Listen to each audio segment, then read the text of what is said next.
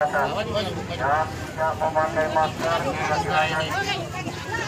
Tolong duduk di ruang pak. No more hope is left in me. I can see what comes my way.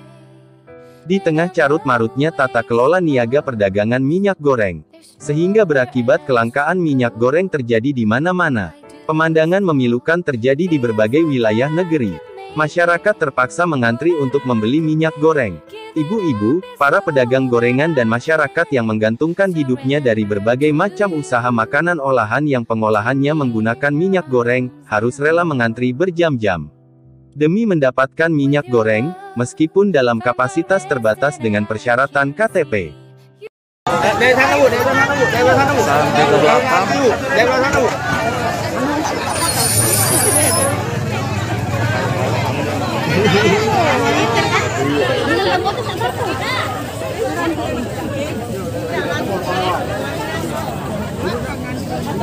Tolong itu di peraturan Orkesnya. Namun sungguh ironi dan sangat memalukan. Bermunculan pedagang-pedagang minyak goreng dadakan. Dengan begitu mudahnya, mereka mendapatkan pasokan barang, dalam jumlah besar. Di tengah kelangkaan, di antara antrian panjang, pedagang gorengan, ibu-ibu dan masyarakat lainnya.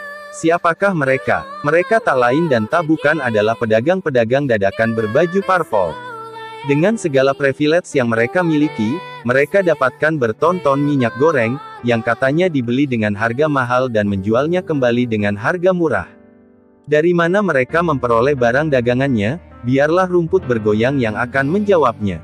Perlu kita pertanyakan dari niat partai politik ini, apakah ini sungguh untuk membantu rakyat? Kalau membantu rakyat kan mestinya ada jalur ya di DPR, dan kalau menggunakan jalur di DPR dampaknya itu bisa ke seluruh Indonesia, bukan hanya kemudian kepada pedagang Kepada tertentu dan lain konstituennya sebagainya. saja ya.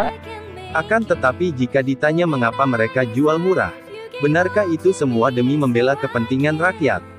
Ingin masyarakatnya bisa hidup dengan baik. Salah satunya adalah dengan adanya penjualan minyak goreng murah. Ya. Insya Allah semuanya sudah didata. Ibu-ibu yang dapat subsidi ini yang menjadi anggota, ya. Jadi menjadi anggota mungkin tanggal saat pemilu ibu milihnya tahun Bu. Yes. Jangan besok di sana ada yang jual lagi, karena gitu ya. Harus komitmen, harus dari sekarang gitu ya barang-barang. Nah karena ibu-ibu datang semua hari ini, nanti subsidinya ini ibu-ibu bawa lagi uangnya, ibu-ibu beli beras, seliter buat di rumah. Jadi semuanya sudah selesai, yang hari ini aja yang datang. Yang datang udah dilunasin. Tidak rugikah mereka? Maka saya yakin dan percaya saat ini mereka rugi. Tapi mereka untung besar di 2024 nanti. Karena semuanya demi mendongkrak elektabilitas, merebut simpati rakyat. Jualan moralitas bertopeng kepalsuan, menjajakan kebaikan bak malaikat turun ke bumi. Menebar pesona di tengah penderitaan rakyat, akibat pandemi, serta mahalnya harga kebutuhan pokok. Keberpihakan dan kepedulian semu kembali terjadi. Omong kosong tiada henti dari waktu ke waktu. Aksi tipu-tipu dan janji palsu. Ngomong keadilan, janji kemakmuran, pembela wong cilik. Semua itu hanya isapan jempol belaka. Pentas seni dagelan panggung sandiwara. Badut-badut demokrasi.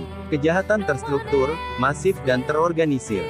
Mani politik bertopeng moralitas. Entah sampai kapan, fenomena rakyat menjadi objek penderita.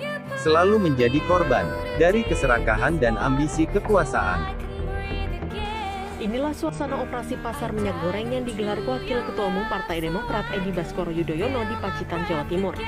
Dalam operasi pasar tersebut, Ibas menggelontorkan 16.000 liter minyak goreng curah yang dijual seharga Rp11.500 per liter. Warga berbondong-bondong datang ke Pasar Minulio, tempat operasi pasar dilakukan. Menurut Ibas, operasi pasar harus lebih sering digelar agar warga dan pedagang sama-sama diuntungkan. Selain Partai Demokrat, operasi pasar juga digelar oleh Partai Solidaritas Indonesia atau PSI di Kecamatan Cibarusah, Kabupaten Bekasi, Jawa Barat. Ratusan botol minyak goreng dijual kepada warga yang mengantre. Minyak goreng itu dijual seharga Rp10.000 per liter atau lebih rendah dari harga eceran tertinggi yang ditetapkan pemerintah, yakni sebesar Rp14.000. Aksi partai politik menggelar operasi minyak goreng ini memicu pertanyaan masyarakat. Kejahatan terstruktur, masif dan terorganisir terjadi dari waktu ke waktu. Akibat dari itu semua, 14,7 juta hektar lahan perkebunan kelapa sawit di atas tanah negara, membentang luas dari Sumatera, Kalimantan, Sulawesi dan banyak pulau lain di berbagai wilayah negeri. Akan tetapi yang terjadi hari ini, rakyat bagaikan anak ayam, mati di lumbung padi. Hari ini kita kekurangan minyak goreng. Bumi, tanah air dan udara serta yang terkandung di dalamnya dikuasai oleh negara dan dipergunakan untuk kemakmuran seluruh rakyat. Namun menghadapi kelangkaan minyak goreng, negeriku tak berkutik menghadapi para cukong kapitalis. Yang terjadi akibat kejahatan money politik, melahirkan produk ketidakpastian hukum, sehingga korupsi, kolusi dan nepotisme. Lahir oknum-oknum pejabat dalam mengambil kebijakan terkait dengan distribusi minyak goreng ini. Tapi itu tidak dilakukan. Mereka justru mengambil jatah minyak goreng dari para pedagang itu untuk membaginya sendiri ke masyarakat. Baik. Dan saya kira aksi-aksi ini sulit untuk kemudian tidak dikaitkan dengan kepentingan untuk mendapatkan simpati dari pemilih gitu ya. Korup. Dari mulai jual beli jabatan hingga dana bansos pun mereka embat. Lahir pula milenial dan crazy rich muda. Asli maupun KW-KW, keduanya suka pamer kekayaan di sosial media. Meskipun akhirnya ketahuan kalau ternyata kekayaannya didapat dari aksi tipu-tipu, money laundry, judi online berkedok trading binary auction. Kesenjangan dan berbagai masalah sosial terjadi pula di masyarakat bawah. Akibat dari himpitan ekonomi, yang terjadi dan marak belakangan ini.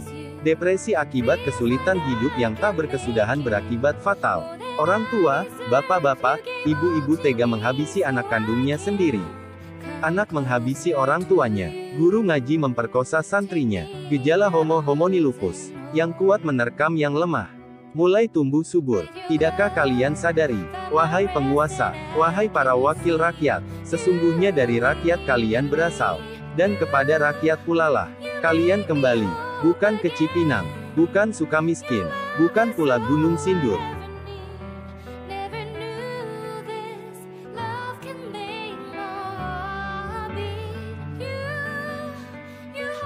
Pengamat politik Lucius Karus. Lucius menilai aksi partai politik ini sungguh memalukan. Memalukan karena parpol yang seharusnya bisa mengurus persoalan kelangkaan minyak goreng melalui inisiatif-inisiatif kebijakan yang bisa diupayakan oleh kader mereka di legislatif dan eksekutif, justru malah memilih jalan menjadi pedagang dadakan. Memalukan karena parpol-parpol ini menjual minyak sembari menjajakan diri agar mereka bisa disenangi rakyat menjelang pemilu.